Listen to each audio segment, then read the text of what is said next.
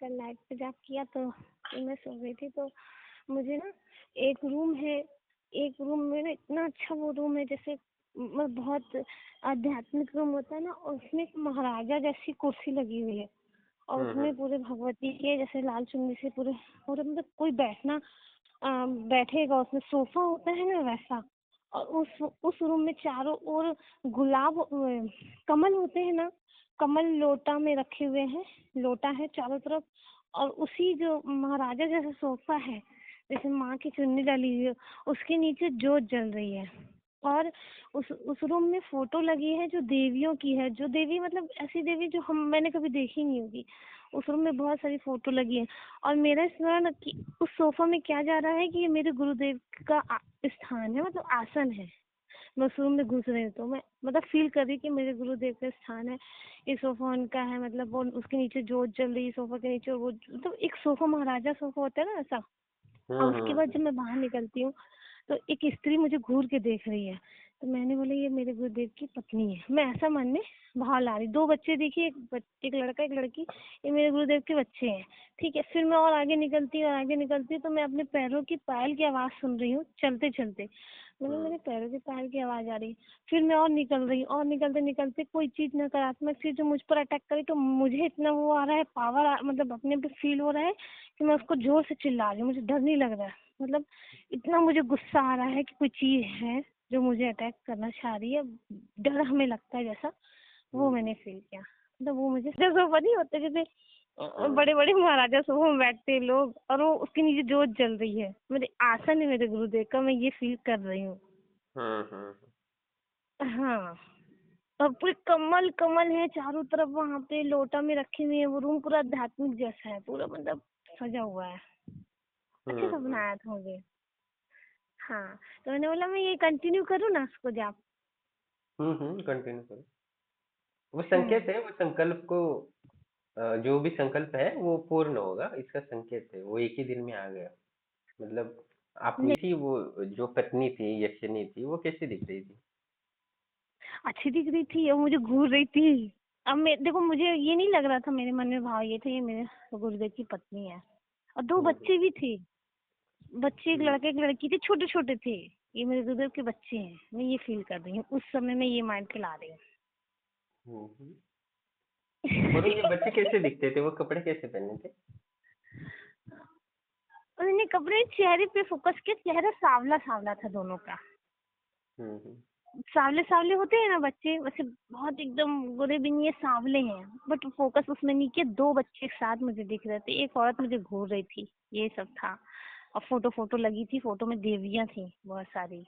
तो एक स्त्री मुझे घूर रही थी, वो भी मुझे वो एक साधारण स्त्री होती, कोई बहुत मेरे को वैसी नहीं लगी, बहुत एकदम देवी रूप में, बहुत साज सज्जा में नहीं, साधारण स्त्री होती। तो मैं उसको ये फील करी मेरे गुरुदेव की पत्नी है, मैं ये बोल रही हूँ, उनके 2 बच्चे हैं, ये फील कर रही हूँ। मैं चलते जा रही मुझे ये फील होते जा रहा है। हम्म। हम्म। अच्छे है ना? और है वो चीज, जब करती रहो, ठीक है। हाँ हाँ, ठीक है गुरुदेव। All the best. Thank you गुरुदेव।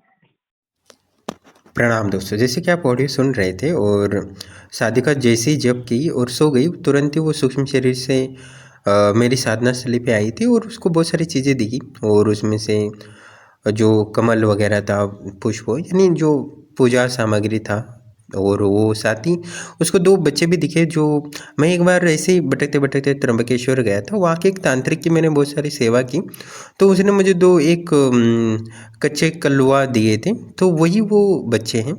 और वो उन्होंने बोला था कि हमेशा तुम्हारी रक्षा करेंगे।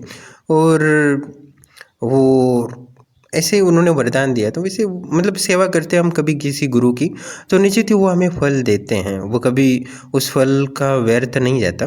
क्योंकि बहुत सारे ऐसे तांत्रिक होते हैं, बस हम वो विद्याएं प्राप्त नहीं कर सकते, हम ना सीख सकते, पर वो अपनी आशीर्वाद माध्यम से ही वो सिद्धियाँ दे देते हैं, इसमें कोई संशय नहीं। तो महाराष्ट्र में कच्चा कलवा वगैरह बहुत ज़्यादा चलता है, उसे मुंजा भी कहा जाता है। तो वही 2 बच्चे थे और उन्होंने वैसे ही मुझे दे दिया था, सिर्फ सेवा के फल के स्वरूप। और बहुत ही वो शांत रहते थे, ज़्यादा बात नहीं करते थे, पर क्लियर रहते थे। पर उन्होंने कभी वादा नहीं किया था कि मुझे तुम्हें कुछ देना है, बस मैं वही रहता था उनके स्थान पे, तो मैंने सोचा बस सेवा कर लो, पुण्य मिल जाएगा। पर वैसे उन्होंने प्रसन्न हो गए तो उन्होंने वो 2 चीज़ें दी थी।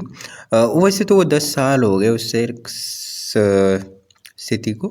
तो इसमें कोई संशय नहीं कि हम कभी भी किसी भी तांत्रिक या गुरु की सेवा करते हैं तो निश्चित ही वो फल प्रदान करते हैं, और वो अपनी इच्छा से कुछ निष्काम भाव से जब सेवा करते हैं तब तो वो हमारी जितनी सेवा होती है उससे कहीं ज़्यादा फल देता है। यही निष्काम सेवा का फल भी कहा जाता है। और जैसे कि उसको बहुत सारी शक्तियाँ वगैरह दिखी, पर ये है कि हम सूक्ष्म शरीर की साधना करते हैं तो निश्चित ही हमें बहुत सारी चीज़ों का अनुभव होता है, और हमें ज्ञात होता है कि हम 30-40 साल जीने वाले नहीं, हम एक अनंत शाश्वत हमारी जीवन है, और अनंत हमारी यात्रा है, कभी ख़त्म नहीं होने वाली चीज़, और अंतहीन काल तक हमारी यात्रा कभी ख़त्म ना होगी ना कभी हो सकती है। यही आत्मा का रहस्य है। तो हमें ये जब सूक्ष्म शरीर का अनुभव करते हैं तो निश्चित रूप से हमें ज्ञात होता है कि हम शरीर नहीं है, आत्मा है। तो इसलिए मैं बहुत सारे लोगों को सूक्ष्म शरीर की अनुभव कराता हूँ, और जितने भी आश्रम से या ब्रह्मराज कम्युन से जुड़े लोग हैं उनको सूक्ष्म शरीर का अनुभव मैं कराता ही कराता हूँ। भले पहले उनकी जो मनोकामनाएं होती है, हेल्थ, वेल्थ और रिलेशनशिप और बाकी चीज़ें उनको पूर्णता मिल जाती है, तो उनको मैं त्रिकालदर्शी सिद्धि, सूक्ष्म शरीर की सिद्धि, और उसके बाद अनुर्गमी सिद्धि और राष्ट्रीय सिद्धि और कालातीत सिद्धि और आनंदानुभूति समाधि देने का मैं प्रयास करता हूँ। और बहुत सारे साधक प्रयास कर रहे हैं घर बैठे ही इन सारी चीज़ों को प्राप्त करने के लिए, और इस क्रम में बहुत सारे लोग मेहनत कर रहे हैं। सफलता असफलता मिलती हैं, इसमें कोई संशय नहीं है, पर जो दृढ़ रहता है उसको सफलता निश्चित होती है और एकदम दिव्य अनुभव करते हैं। बहुत सारे लोग हैं जो सालों से आश्रम से जुड़े हैं, उनको समय ज़रूर लगाया है, पर उनको बहुत सारी चीज़ें प्राप्त हुई है जो उनके जीवन को अद्भुत बनाती है, बहुत सारे दुखों से मुक्ति दिलाती है। और बहुत सारे लोगों ने अपनी बीमारियों को, मानसिक शारीरिक को दूर करके आध्यात्मिक यात्रा में बढ़ रहे। जब तक आपकी भौतिक दुखों का नाश नहीं होता तब तक आध्यात्मिक विकास होना संभव नहीं है।